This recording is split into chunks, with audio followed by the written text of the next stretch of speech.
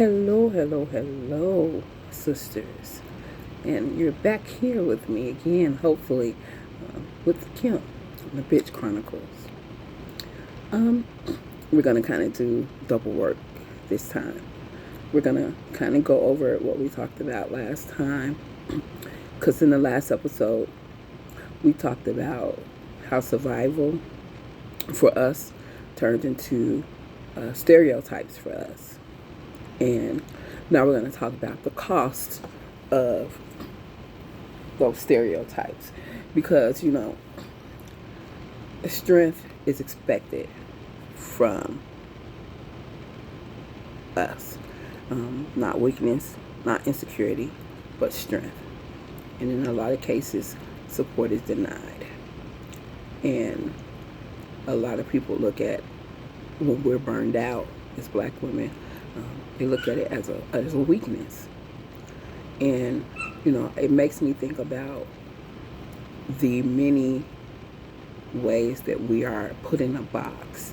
When we're burned out and we're upset and we're expressing ourselves, it's often looked at as we're nagging, we have attitudes, and, things of that nature.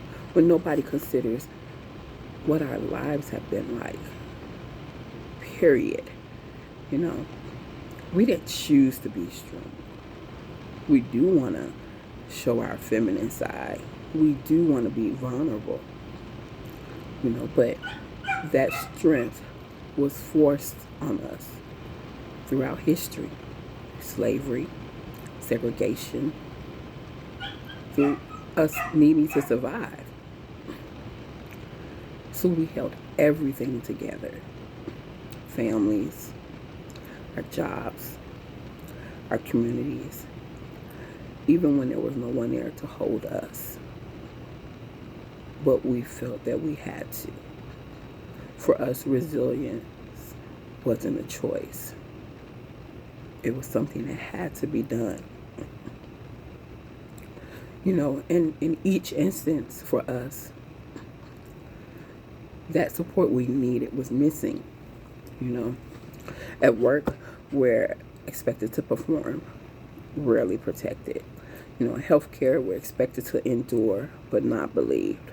We see that in the mortality rates for women, for black women, during pregnancy. In society, we're praised for the resilience that we have, but then we're denied rest. We're told, oh, you can sleep when you pass away. And then we're often called strong. And in a lot of cases, because of that, no one shows up for us. Excuse me. And what burnout really means for us, it's not just us being tired. It's emotional numbness. It's constant pressure to overperform. It's feeling guilty for resting. It's needing help, but feeling unsafe asking for it. And it's also, feeling like when we do ask for it, we don't deserve it. And burnout's not a character flaw. It's what happens when someone carries too much for too long. And black women, we didn't fail at balancing that. The system failed to support us. I sit back and I think about even now, how we need each other.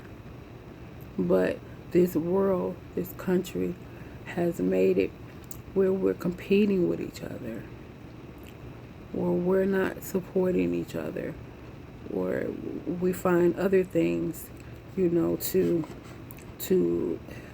help build obstacles between us, And I think that strength without support, it's not empowerment. It's an extraction. It's unhealthy. And it shows up in the most horrible ways for us, But I just want you all to take some time, sisters, and think about that. We need to start thinking about things because we are at a point in this country where we need each other, you know, and we need to learn how to begin to reclaim the rest that we need without allowing ourselves to feel guilty. I mean, because right now, if you look at what's going on in this country, it's history repeating itself, you know, with this whole ICE situation. You know, it puts us back into the thought of the slave patrols. You know, everyone wants to keep talking about, you know, the Nazis and the Gestapo. But if you really look at the situation that's taking place, it's more of the slave patrols. You know, the slaves couldn't travel without having their papers, you know, and, you know, there were signs put up letting people know, you know, to report runaway slaves, and people helped get slaves who only wanted to be free, to get them captured by these slave patrols. And these people that were slave patrollers, they weren't the best of the best. They were horrible people.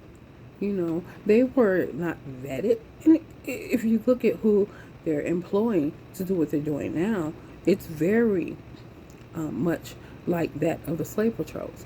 You know, slave people could be traveling from one plantation to another and come up missing because they were often snatched by slave patrollers. You know, and that's something that America does not want to address. You know, they rather talk about, you know, the Nazi part of it or the Gestapo part, or this isn't the America that, you know, we know. This isn't what America is. This absolutely is what America is. This is the very foundation this country was built on. This is America. This is America. Until we meet again for these bitch chronicles, because I'm still a black woman in this country hurting. Love you, my sisters.